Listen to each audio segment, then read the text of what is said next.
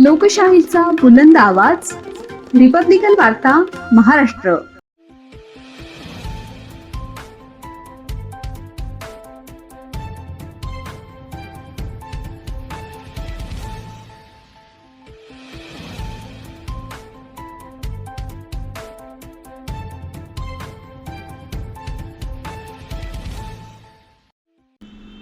ढोरकीन बसस्थानक परिसरात तलवारीसह दहशत माजवणारा जालन्याचा तरुण जेरबंद.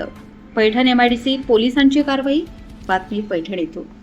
पैठण तालुक्यातील ढोरकीन बसस्थानक परिसरात हातात धारधार तलवार घेऊन नागरिकांमध्ये दहशत निर्माण करणाऱ्या एका 36 वर्षीय तरुणाला एमआयडीसी पैठण पोलिसांनी रंगेहात अटक केली आहे.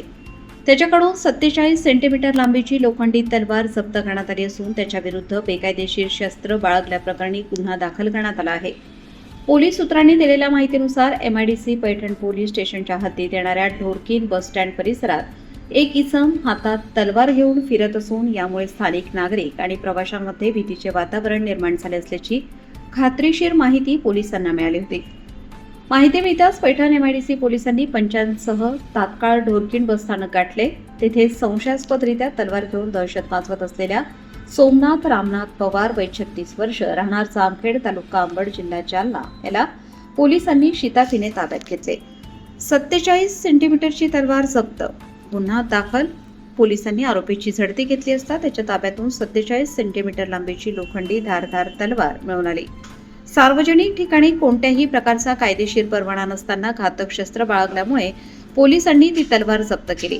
या प्रकरणी आरोपी सोमनाथ पवार विरुद्ध भारतीय शस्त्र अधिनियम आर्म्स ऍक्ट 1959 चे कलम 4 आणि 25 अन्वये गुन्हा दाखल करण्यात आला आहे.